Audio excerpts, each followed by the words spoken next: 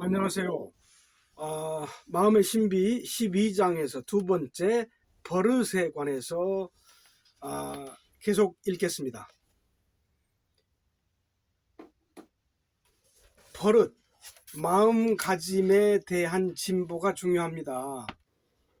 우리가 어떤 마음을 가지고 있을 때 그에 합당한 행동이 나오는데, 행동이 반복되면 그것이 입력되어서 자신도 모르는 사이에 누적된 마음가짐이 쌓여 행동으로 나타납니다. 이것을 우리말로 버릇이라고 합니다.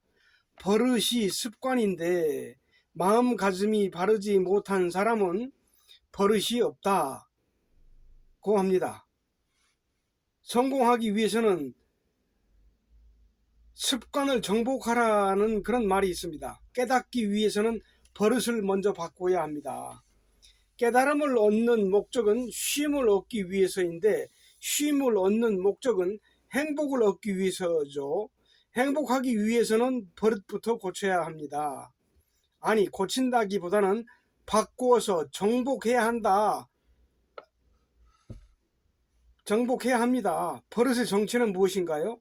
마음가짐의 나타남입니다. 마음가짐이 반복되어 누적되는 것이 버릇입니다. 그러므로 마음가짐이 없는 버릇은 없습니다. 그러면 왜 버릇을 바꿔야 하는가요? 숨을 내서 일품에서 삼품까지 오는 과정에서 안김이 일어나고 드림, 기쁨 등을 체험하고 있는 동안에는 자신의 집중의 깊이가 형성되어지는 것을 느끼고 숙연해짐과 함께 마음의 여유를 갖게 됩니다. 그러나 마당 숨을 마치면 쉼 속에서 고양됐던 지성적인 인격이 허물어지고 다시 본래의 일상적인 생활 습관에 지배를 받게 되어 좋지 못한 버릇이 튀어나오게 됩니다. 버릇을 완전히 바꾸지 않고서는 숨의 세계에 발을 들어 놓기가 어렵습니다. 버릇이 없으면 버릇 없는 마음에 걸려 다음 단계로 마음이 진보하지 못하기 때문입니다. 인류는 종교라고 하는 그릇된 신앙관에 매여서 무수히 많은 종교인들의 버릇을 만들어 놓았습니다. 각자의 선택에 따라 종교를 믿으면서도 가정에서의 생활, 외부에서의 생활 모습에 있어서 현저한 차이가 있는 경우를 많이 볼 수가 있습니다. 가정에서는 무질서하고 거칠은 태도로 일관하다가 신앙처에 간다거나 대외적인 처세를 함에 있어서는 갑자기 양처럼 순진해져서 호의적인 태도를 보이는 양면성, 이 버릇의 벽을 깨끗하게 정리해 주는 것이 종교의 몫인데 오히려 더 보강해 놓는 결과가 되어버렸습니다. 숨도 마찬가지입니다. 1년이고 10년이고 숨을 한다 해도 마음의 진보가 없이 풍계만 밟아 올라가려 한다면 공연불이 될 뿐입니다. 바둑이든 무술이든 정치든 기능에만 치우쳐 최고의 경지에 가본들 마음가짐의 진보가 뒷받침이 되지 않고서는 허망할 뿐입니다. 언제부터인가 사람들은 자신은 방치해 두고 욕망의 충족을 위해서 무엇을 취하고자 하는데 길들여져 왔습니다. 욕망을 위해서 무엇을 취하는 것을 우리말로 얻음이라고 합니다. 무엇을 얻어서 스스로를 높이고자 하는 욕망, 얻음이라는 의식을 가지고는 상품 수준을 넘어설 수가 없습니다. 얻고자 하는 정신의식의 한계점은 상품입니다. 상품 이상의 경지에 올라서려면 놓아야 하고 버려야 되고 빼앗겨야 됩니다. 그래서 사품부터는 빼앗긴다는 표현이 적당합니다. 왜 그렇습니까? 버릇을 바꿔야 되기 때문입니다. 어떻게 바꾸나요? 숨을 통해서 얻어지는 쉼을 합당한 마음가짐으로 생활 전체의 버릇을 바꿔 나가야 합니다. 버릇 중에서 가장 큰 버릇은 말버릇입니다. 말버릇을 고쳐야 숨의 경지를 높일 수 있습니다. 말버릇을 고쳐야 경제도 잘 풀립니다.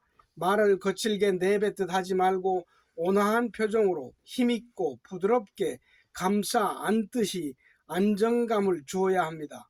숨하기 전에 좋지 않은 마음으로 모양내서 앉아 있는다고 숨이 잘 되는 것이 아닙니다.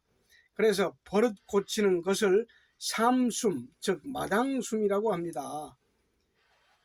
인생을 바꾸고 성공하려면 삼숨을 통해서 버릇을 바꾸어야 합니다. 마당숨과 삼숨은 상호보완을 통해서 결국은 한 경지로 일체가 됩니다. 정신의 참다운 집중을 통해서 얻게 되는 마당숨, 닭금숨에 대한 체험이 없이는 삼숨, 생활숨을 바꿀 수가 없습니다.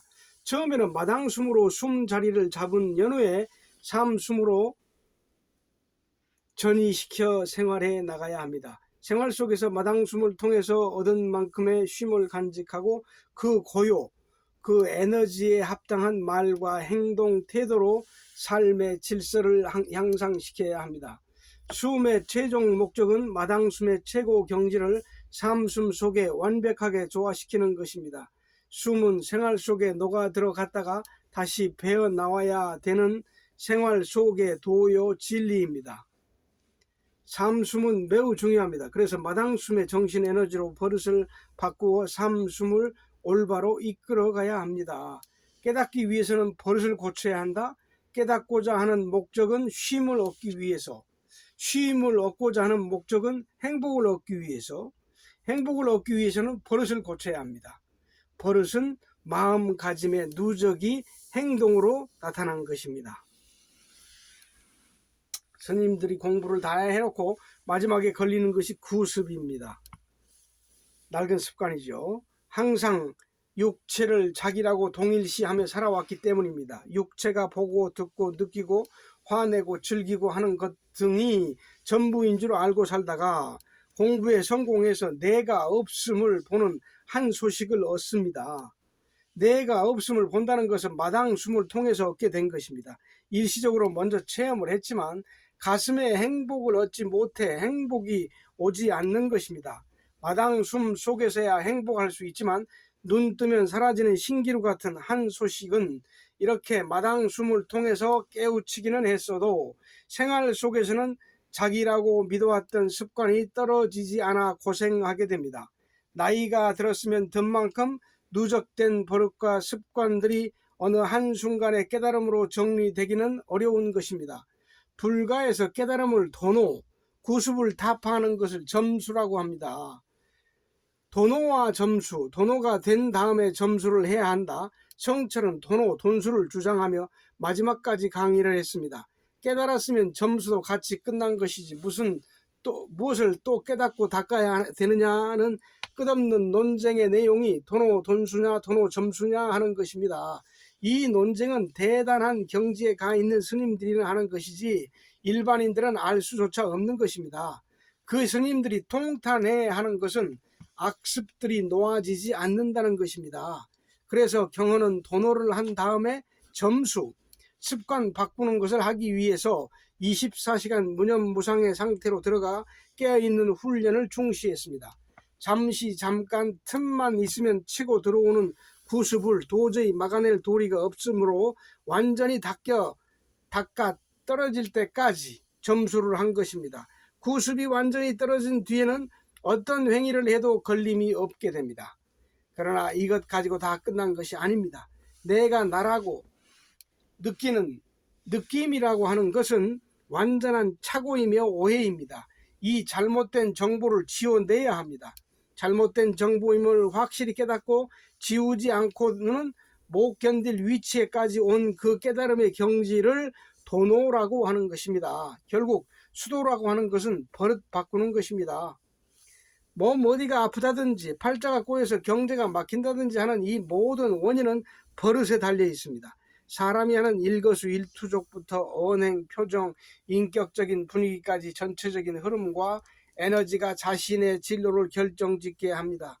버릇을 고친다는 것은 매우 어렵고 중요한 일입니다. 그래서 예전에는 동몽선습을 교육의 기본으로 하여 새로운 습관과 버릇을 자리 잡아주는 교육을 중시했습니다. 숨을 통해서 가슴을 바꾼다. 가슴을 바꾸면 버릇이 바뀌어지고 버릇이 바뀌면 행위가 바뀌어진다. 생각이 바뀌면 마음이 바뀌고 마음이 바뀌면 가슴이 바뀌고 하는 것은 마당숨에 대한 과학적인 이론이자 과정이지만 실생활에서의 버릇이 바뀌어야 됩니다. 마음가짐이 바뀌면 버릇이 바뀌고 버릇이 바뀌면 행위가 바뀌어집니다. 행위, 버릇은 그대로 놔둔 채 깨달음만 얻어서 행복하고자 하는 것은 커다란 모순입니다. 버릇을 바꾸기 위해서 숨을 하는 것입니다.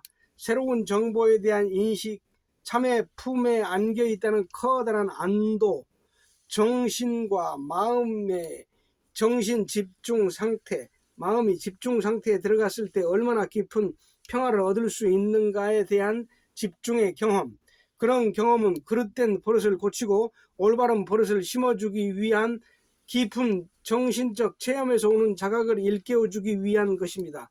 버릇을 바꿔주려 하는 것은 오늘날 종교에서 주장하는 참다운 신앙 생활이지만 오히려 버릇의 온상이 되어버렸습니다. 한국은 물론이고 유럽의 그 많은 수도원들은 특히 프랑스 쪽으로 가면 빼어난 경관을 갖춘 절경이 있는 곳이나 요새지는 빠짐없이 수도원이 자리 잡고 있습니다.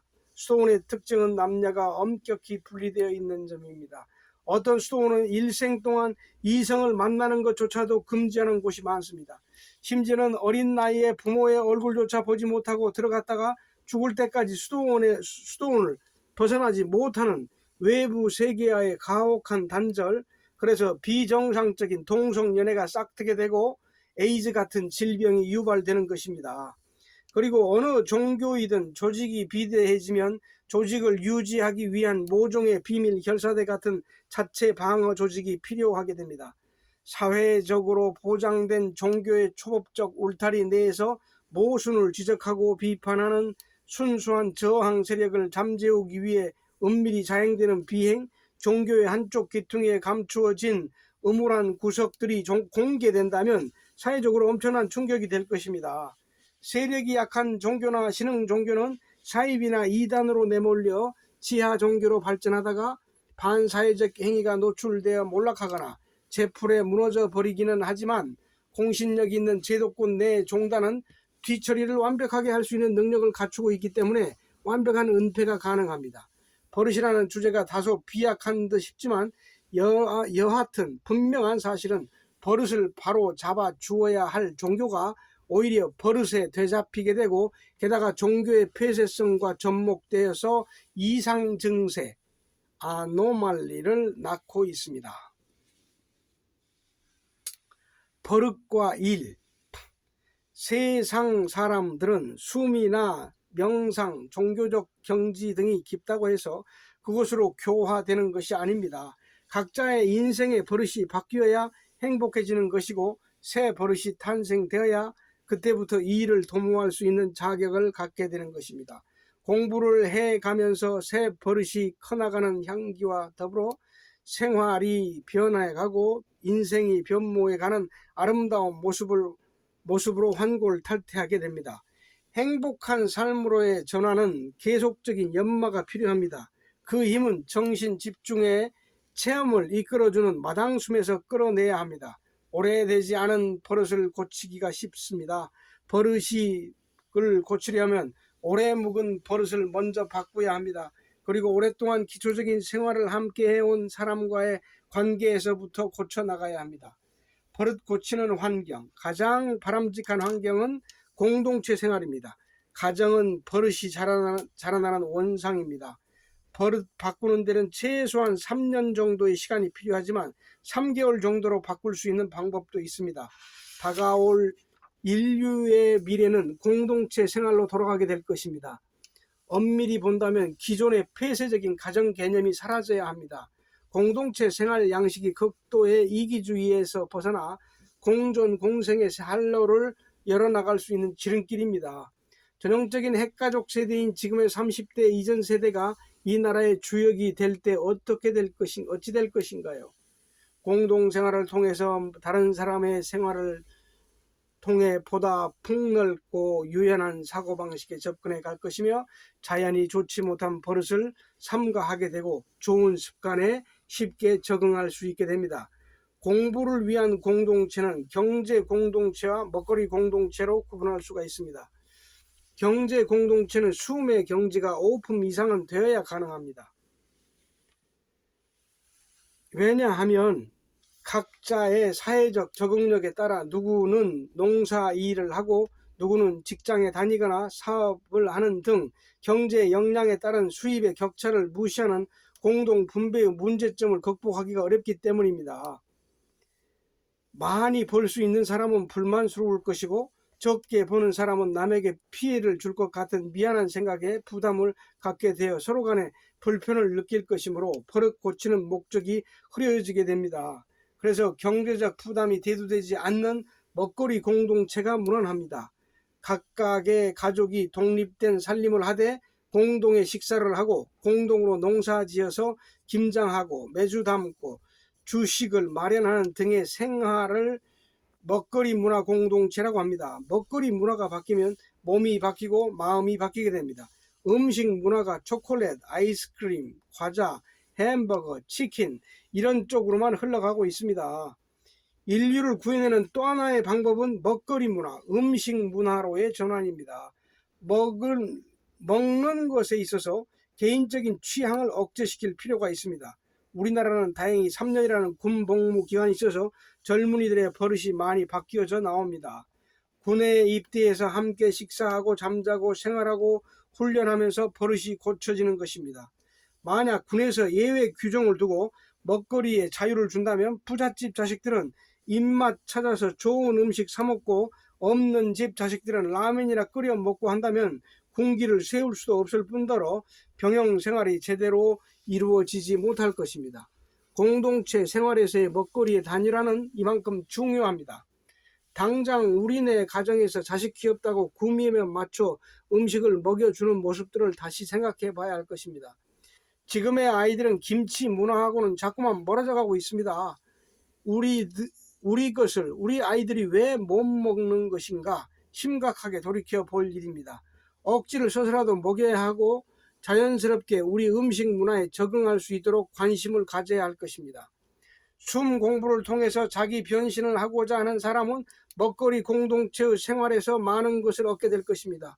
지금 논하고 있는 먹거리 문화는 전혀 새로운 것을 말하는 것이 아닙니다. 사실 예전에 우리 조상들은 공동체 생활을 하며 살았습니다. 마을 공동체를 이루고 대가족이라는 휴머니즘의 숲속에서 한 마음으로 뭉쳐 살다가 대량 생산 위주의 산업화에 밀려 대가족이 분산 도시로 흩어져 살게 된 것입니다. 이제 우리의 자랑스러운 대가족 공동체가 거의 사라져가고 시골 마을에는 노인들만이 안타까운 마음으로 예축을 해상하고 있을 뿐입니다. 공동체가 주는 행복은 대단한 것입니다. 지금의 인류에는 수많은 공동체가 있지만 그것이 가지고 있는 훌륭한 이점을 충분히 살려내지 못하고 있고 관리 운영의 미숙으로 인하여 좋은 인식을 주지 못하고 있습니다. 한국에서도 공동체에 대한 시도는 많이 있었지만 개인의 욕망을 채우려는 욕심 때문에 좋은 결과를 얻지 못했습니다. 라즈니시도 미국의 오리건주의 공동체를 만들었으나 국민의 8할이 넘는 기독교의 나라에서 기독교에 대한 공격성 발언으로 실패하고 말았습니다. 그의 공동체는 거의 완벽한 수준이었습니다. 구성원들 대부분이 엘리트 계층의 박사급 내지는 경제, 재벌 등의 쟁쟁한 인물들이었지만 현장에서는 한결같이 러닝셔츠를 입고 땀 흘리며 농사 일에 참여하는 훌륭한 조직이었습니다. 한 가지 단점은 수도만을 내세우며 공동 참여에 무리한 비중을 둠으로써 개인의 자유가 지나치게 묵살되었다는 점입니다. 공동체는 개인의 입장을 인정해주고 그 속에서 진정한 자신의 모습을 찾아내주는 개인 생활의 보장이 중요한 목적인데 그 목적이 상실됨으로써 균형이 깨진 것입니다. 숨바닥에서 개최하는 생활 공동체는 완벽한 제도와 기능이 조화를 이룰 것입니다. 어느 뭐로 보아서도 인정받을 수 있는 시스템을 갖추고 개인적인 특성에 따라서 일정한 조건부의 계약하에 전 출입의 의사를 존중하는 방향으로 운영될 것입니다. 이 과정을 거치지 않고서는 버릇 고치기가 어렵기 때문에 기숙사 생활을 하는 대학이 반드시 필요합니다. 또한 인재 양성을 위한 필수 과정이기도 합니다. 비단 공부가 아니라고 해도 누구든 공동체 생활을 직접 체험함으로써 진정한 자기 개발과 발전이 가능해질 것입니다. 이런 것을 외면하고 핵가족으로 나누고 하면 결국 어디에 갈 것인가? 어디로 갈 것인가? 아버지, 어머니, 자식 이렇게 해서 핵가족으로 고립되면 언제 매주 떠다가 장 담그고 고추장 담글 사이가 있겠는가? 슈퍼마켓 한 바퀴 돌아오면은 즉시 해결되는 편리성에 밀려난 재래식 음식 문화는 부담스럽고 비효율적인 전시물이 되고 있으며 식탁은 규격화된 공산품의 점령지가 되어가고 있습니다. 문어발처럼 팔방으로 뻗어나가는 산업화의 저돌성에 의해 발효식을 기반으로 한 저장 문화가 만개했던 한국 민족의 정신과 정서는 밀려나는 장독대와 함께 사라지기 시작한 지 이미 오래입니다. 장독이 차지해야 할 자리에 촘촘히 들어선 아파트라는 시멘트 구조물, 그 속에 살면서 옛 고향의 향수를 꿈꿔야 하는 산업화 역군들의 향수에 젖은 고뇌는 시대가 주는 아이러니인가요? 볶아 만든 장맛을 음미하면서 자라야 제대로 된 한국인이 될 수 있습니다. 요즘 같은 정보화 시대에 그런 거 알아서 무엇하느냐고 되묻는 이들도 있겠지만 예나 지금이나 인간은 역시 인간인 것이고 행복의 조건이라는 기본 구조도 크게 변할 것이 없다고 봅니다. 그래도 옛적에는 대가족이라는 공동체 생활 덕택에 훈훈한 미풍양속이 사회 윤리 규범이 되어 법보다도 존중되며 우리 사회를 건강하게 지켜내려왔지만 핵가족화 되는 바람에 공동체를 잃고 미풍양속은 산산이 흩어져 버렸습니다. 이것을 다시 수습하기 위해서는 좀 더 차원 높은 의미의 공동체가 탄생되어야 합니다. 먹거리 공동체를 기반으로 한 경제 공동체 개념까지 바라보는 사회 구조의 개혁이 전 인류의 참여하에 전개되어야 합니다. 적어도 이 수준까지의 정치 이념이 세워져 있어야 국민을 이끌고 국가를 다스릴 포부를 가질 수 있을 것입니다. 정치는 적당히 말로 얼버무리는 재간과 약바른 모사꾼의 어설픈 무대가 아닙니다. 진정한 인격 도야를 통해서 버릇을 바꾸고 인생과 삶의 질을 바꾸어내는 정신, 마음의 과학에 눈을 떠야 정치가 가능해집니다.